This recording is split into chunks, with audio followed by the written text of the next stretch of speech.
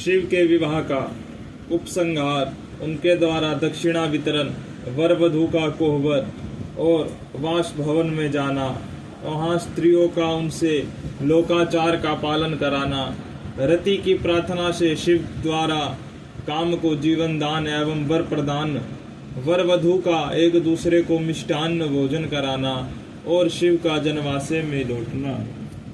ब्रह्मा जी कहते हैं, नारद, तदंतर मेरी आज्ञा पाकर महेश्वर ने ब्राह्मणों द्वारा अग्नि की स्थापना करवाई और पार्वती को अपने आगे बिठाकर वहां ऋग्वेद, यजुर्वेद तथा सामवेद मंत्रों द्वारा अग्नि में आहुतियां दी।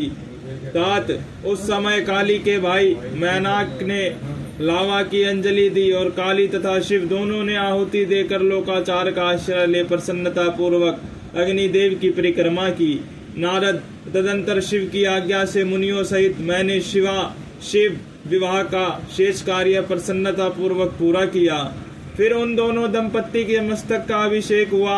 ब्राह्मणों ने उनके आदर पूर्वक ध्रुव का दर्शन कराया। तत्पश्चात हृदय लाभ का कार्य हुआ। फिर बड़े उत्साह के साथ सवस्ति वाचन किया गया। इसके पश्चात ब्राह्मणों की आज्ञा से शिव ने शिवा के सिर में सिंदूर दान किया। उस समय गिरिराज नंदनी उमा की शोभा अद्भुत और अवर्णीय थी। फिर ब्राह्मणों के आदेश से शिव दंपत्ति एक आसन पर विराजमान हो भक्तों के चित्त को आनंद देने वाली उत्तम शोभा पाने लगी। मुने, तदंतर अद्भुत लीला करने वाले उन नव दंपत्ति ने मेरी आज्ञा पाकर अपने स्थान पर आ संसत्रवर प्राशन किया। इस प्रकार विधि पूर्वक उस वैवाहिक यज्ञ के पूर्ण हो जाने पर भगवान शिव ने मुझ लोक श्रेष्ठता ब्रह्मा को पूर्ण पात्र दान दिया। फिर शंभु ने आचार्य को गोदान किया। मंगलदायक जो बड़े बड़े दान बताए गए हैं वे भी सहर्ष संपन्न किए।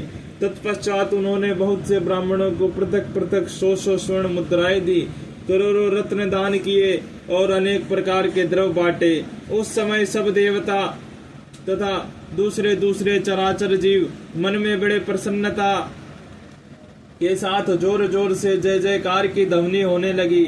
सब और मांगलिक शब्द और गीत होने लगे। वाद्यों की मनोहर ध्वनि सबके आनंद को बढ़ाने लगी। इसके बाद श्री विष्णु देवता, ऋषि तथा अन्य सब लोग गिरिराज से आज्ञा ले बड़ी प्रसन्नता के साथ शीघ्र ही अपने अपने डेरे में चले आए। उस समय हिमालय नगर की स्त्रियां आनंद मग्न हो शिव और पार्वती को लेकर कोहबर में गई। वहां उन सब ने आदर पूर्वक वर वधू से लोकाचार का संपादन कराया। उस समय सब और परमानंदायक महान उत्साह छा रहा था।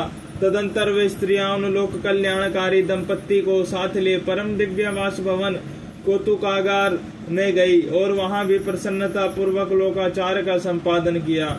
इसके बाद गिरिराज के नगर की स्त्रियों ने समीप आकर मंगल कृत्य करके उन नव दंपत्ति को केली ग्रह में पहुंचाया और जय ध्वनि करते हुए उनके गठबंधन की गांठ खोलने आदि योग का कार्य संपन्न किया। उस समय उन नूतन दंपत्ति को देखने के लिए 16 दिव्य नारियां बड़े आदर के साथ शीघ्रता पूर्वक वहां आई। उनके नाम इस प्रकार हैं: सरस्वती, लक्ष्मी, सावित्री, गंगा, अदिति, शची, लोपामुद्रा, अरुंधति, अहल्या, तुलसी, स्वाहा, रोहिणी, पृथ्वी, शतरूपा, संज्ञा तथा रति। ये देवांगनाएं तथा मनोहरिणी देवकन्या, नागकन्या और मुनि कन्याएं भी वहां पहुंची। वहां जितनी स्त्रियां उपस्थित थी उन सब की गणना करने में कौन समर्थ है। उनके दिए हुए रत्नमय सिंहासन पर भगवान शिव प्रसन्नता पूर्वक बैठे। उस समय उन्होंने शिव से नाना प्रकार के विनोदपूर्ण बातें कही। तदंतर प्रसन्नचित हुए महेश्वर ने अपनी पत्नी के साथ मिष्टान्न भोजन और आचमन करके कपूर डाला हुआ पान खाया। इसी अवसर पर अनुकूल समय जाना प्रसन्न हुई रति ने दीन वत्सल भगवान शंकर से कहा, भगवान, पार्वती का पाणी ग्रहण करके आपने अत्यंत दुर्लभ सौभाग्य प्राप्त किया है। बताइए मेरे प्राणनाथ को, जो सर्वथा सर्वार्थ रहित थे, आपने क्यों भस्म कर डाला। अब यहाँ मेरे पति को जीवित कीजिए और अपने अंतःकरण में काम संबंधी व्यापार को जगाइए। आपको और मुझको जो समान रूप से वियोग जनित संताप प्राप्त हुआ है उसे दूर कीजिए। महेश्वर, आपके इस विवाह उत्सव में सब लोग सुखी हैं, केवल मैं ही अपने पति के बिना दुख में डूबी हुई हूँ। देव शंकर, प्रसन्न होइए और मुझे सनाथ कीजिए। दीन बंधो परम प्रभो, अपनी कही हुई बात को सत्य कीजिए।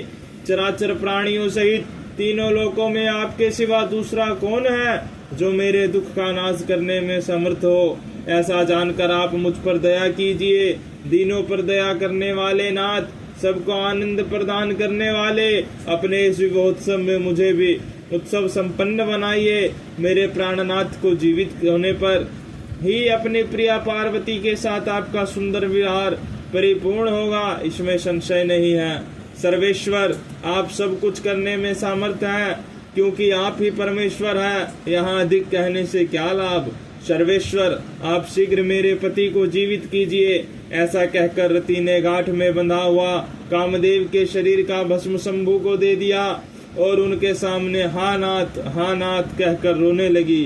रति का रोदन सुनकर सरस्वती आदि सभी देवियां रोने लगी और अत्यंत दीन वाणी में बोली, प्रभु, आपका नाम भक्त वत्सल है, आप दीन बंधु और दया के सागर हैं, अतः काम को जीवन दान दीजिए और रति को उत्साहित कीजिए।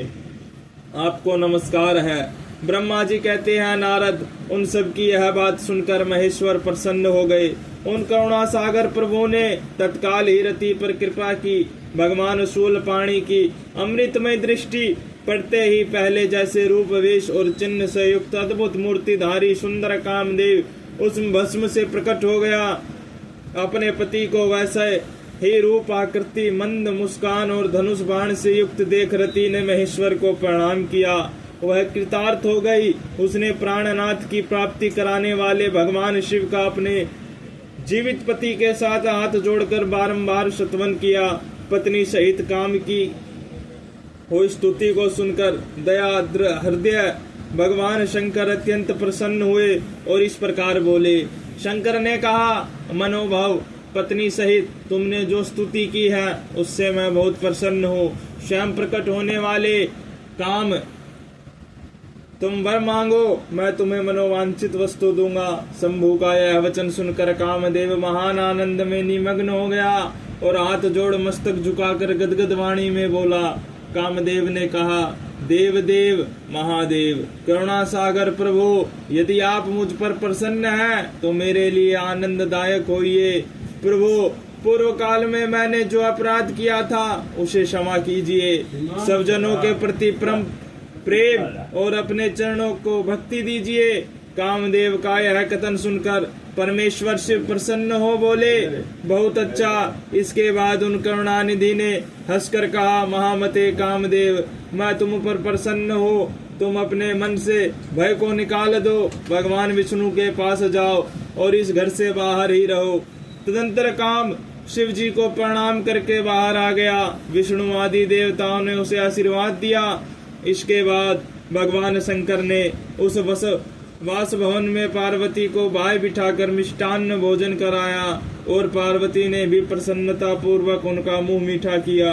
तदंतर वहां लोकाचार का पालन करते हुए आवश्यक कृत्य करके मैना और हिमवान की आज्ञा ले भगवान शिव जनवासे में चले गए। मुने, उस समय महान उत्सव हुआ और वेद मंत्रों की ध्वनि होने लगी। लोग चारों प्रकार के बाजे बजाने लगे। जनवासे में अपने स्थान पर पहुंचकर शिव ने लोकाचारवश मुनियों को प्रणाम किया। श्री हरि और मुझे भी मस्तक झुकाया। फिर सब देवता आदि ने उनकी वंदना की। उस समय वहां जय जयकार, नमस्कार तथा समस्त विघ्नों का विनाश करने वाली शुभदायिनी वेद ध्वनि भी होने लगी। इसके बाद मैंने भगवान विष्णु के तथा इंद्र, ऋषि और सिद्ध आदि ने शंकर जी की स्तुति की।